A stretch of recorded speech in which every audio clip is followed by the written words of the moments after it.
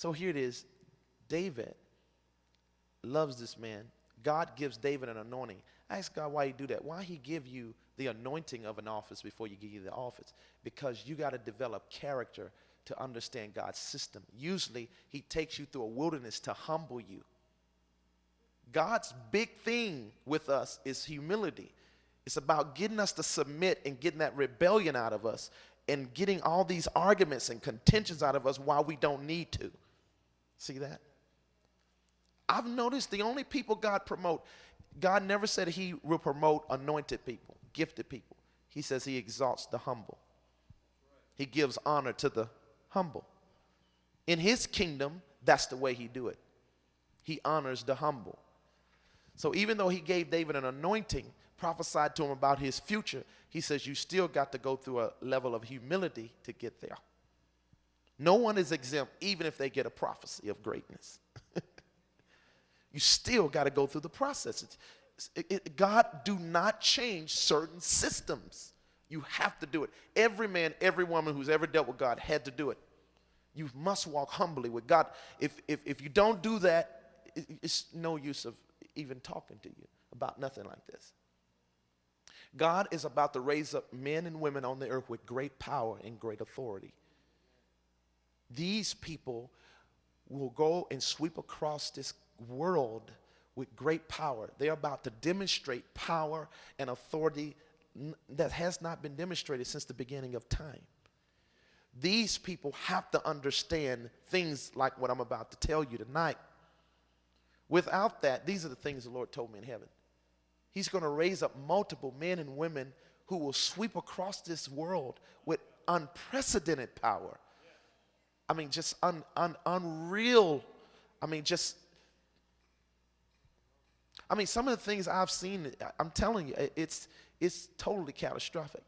A lot of the things I've seen God do with me, I honestly, I can't believe he's done that with me already.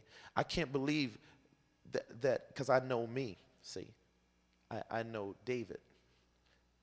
I know that I didn't do that.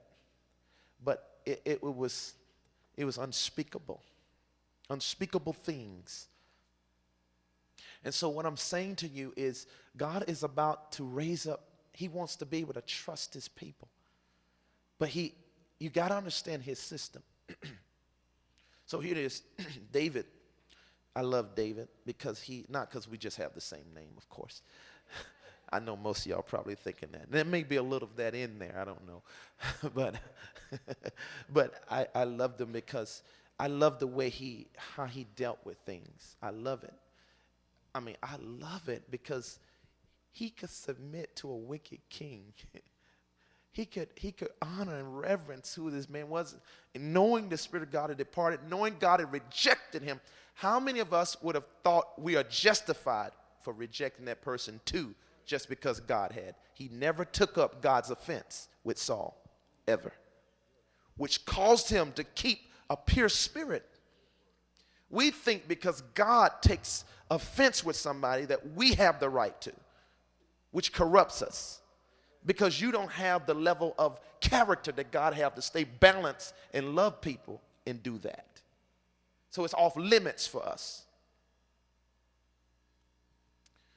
It's off limits. Here it is. He loves him and shows him he loves him and shows him that he's a son even still. He calls him father and he does nothing against him. He's running and he's running and he's running and he's running. And he's running, and he's running. Not because he didn't have the military strength to rise up an army, because he had mighty men in the hold with him. He could have took the kingdom by force. He ran. You know why? Because he knew that, watch this, even though God's Spirit was not upon Saul, if he would have done that, Saul was still in a system. He was in an eternal system. That's what it means. Thou shalt not touch the Lord's anointed. He knew Saul wasn't anointed anymore. The Spirit had departed, but he's talking about the anointing of being in an office, a system, a governmental system, that he knew that if he fought that, he would be fighting God. And the Lord said this to me one day. The Lord said this to me one day. He said, David, do you want to know why David was running from Saul? He didn't have to run. He was running. He says he wasn't really running from him. He was running from me.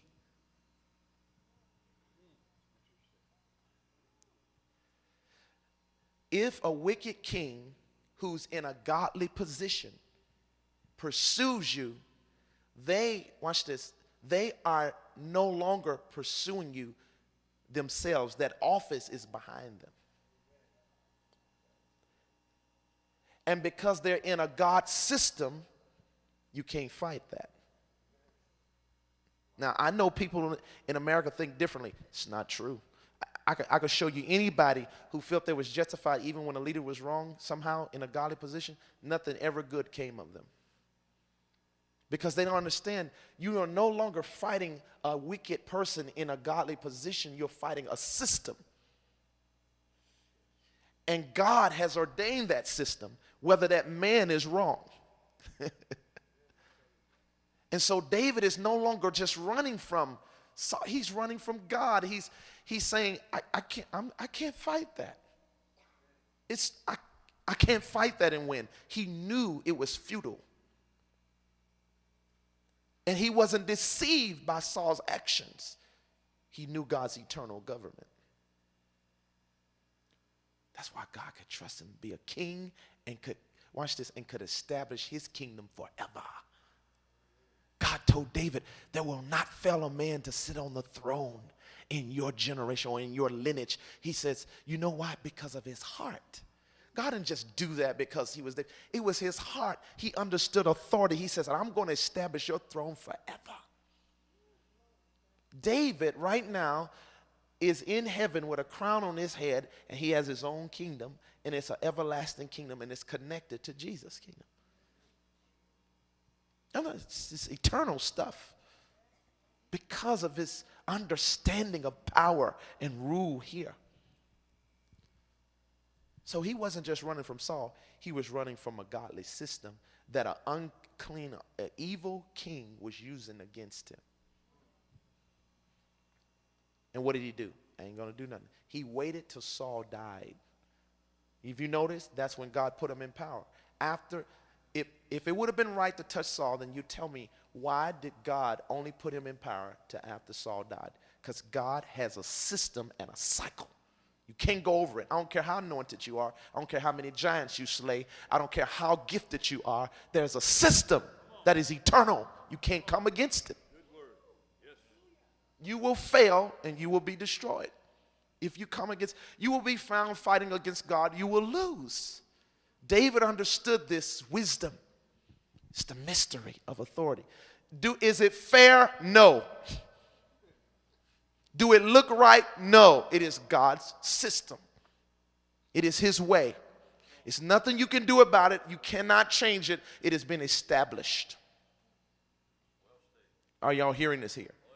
You must learn this. There are certain offices that God has put in place that whoever occupies it don't mean they're right. His system is, though. He ain't changing it for nobody, even someone in it that's evil. Now, he can move them, but he'll do it in his time. See that? Here it is. When Saul dies, David comes in power. Another thing, the young man that Saul says, I want you to put the sword through me and kill me. He was already on the battlefield dying, had been wounded. He says, now kill me. This young guy comes to David saying, oh, you know, your enemy Saul, look, I put the sword through him. This is what happened. He says, I was the one who killed him. He thought David was going to honor him because he killed a king who was pursuing him. And David killed him because of the reverence he had for authority. He says, this is not a good thing. Why are you rejoicing in front of me? Don't talk to me like that. David is a good prototype of Jesus.